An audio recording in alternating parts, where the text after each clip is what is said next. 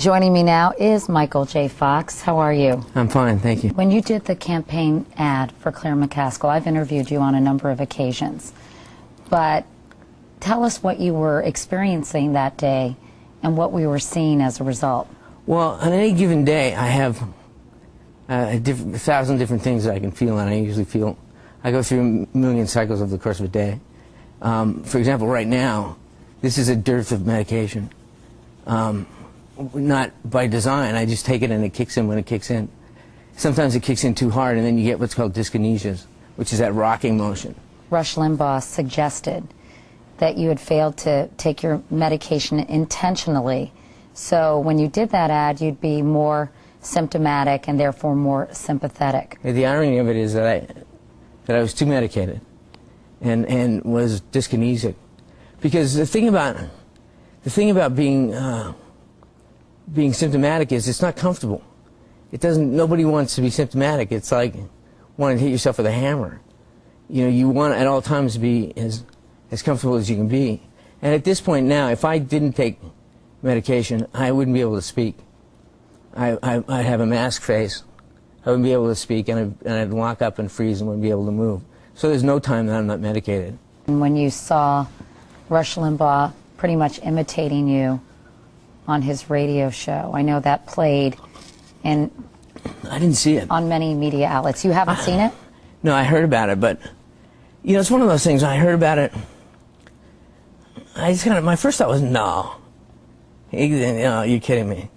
And then I thought, well, you know, I knew there'd be a swift reaction from some quarters, and you know, and I knew there'd be that celebrity tag, which always kills me because the people who throw that celebrity tag around are themselves such huge celebrities and incredibly well-paid celebrities, and you know, really have no more God-given right to have the platform than I do or any American does.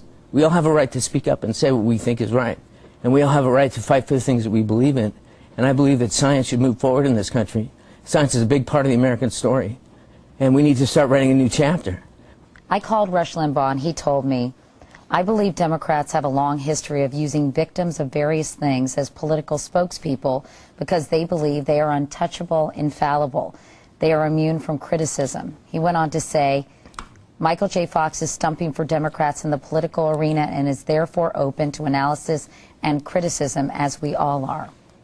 Well, first thing, you know, he used the word victim, and in another occasion I heard he use the word pitiable. And understand, nobody in this position wants pity. We don't want pity. I could give a damn about Rush Limbaugh's pity or anyone else's pity. I'm not a victim. I'm someone who's in this situation.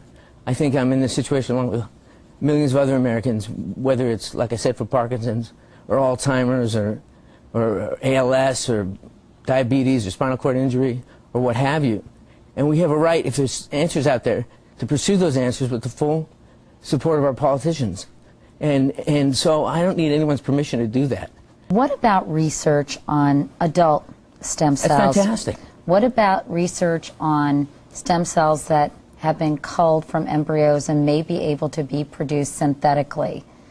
In other words, this is such a political hot potato, as you well know. But the point of it is that the cells that we're not using, that are being wasted, hundreds of thousands of cells that are left over from in vitro fertilization, are being thrown away, are being wasted. They're not going to become life. They're not going to become life. They're being thrown away. So in that sense, people say protecting the unborn, but they're going to be destroyed anyway. So let's use those cells to protect the unborn that are going to be born with diabetes. They're going to be born with genetic predisposition to Alzheimer's or Parkinson's, or are going to be injured as children and have spinal cord injury. I mean, that's the pro-life position, because those cells are going to be wasted. That's what people need to understand. Is that you know, where was the outcry when in vitro fertilization was started 20 years ago? Because it's been going on for 20 years. Hundreds and thousands of these cells have been destroyed every year. Let me ask you this: is this tough for you to do? Yeah, it's tough, but you know, it's hard on my wife too. She's taking one for the team. She's got the 4 kids at home and getting them off to school every day and all that. So.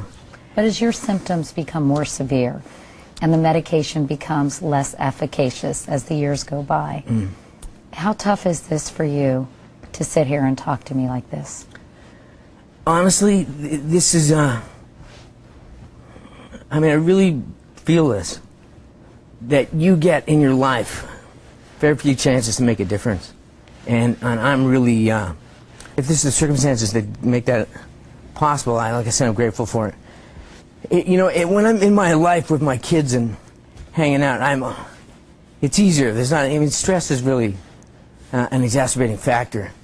But having said that, yeah, it's not pretty. It's not pretty when it gets bad, and I've learned to throw vanity out the window. I had enough years of people thinking I was pretty and teenage girls hanging my picture on the wall. I'm over that now. So yeah, it's tough to get shots. It's tough to do some things, but like I said, the chance that to just get people for 2 minutes to go, well, this is big. This is like it's not a wedge issue. This is not a thing. This is really about who we are as a country and how we feel about our people, and about the majority, respecting the minority, but moving forward with what they need and what they want. I want to make that point too, that that people that are against stem cell research, embryonic or otherwise, whatever, I couldn't respect them more. If they prayed on it and they've thought about it and they can't get their head around it or their heart around it, then great. Fantastic. I admire them and I respect them.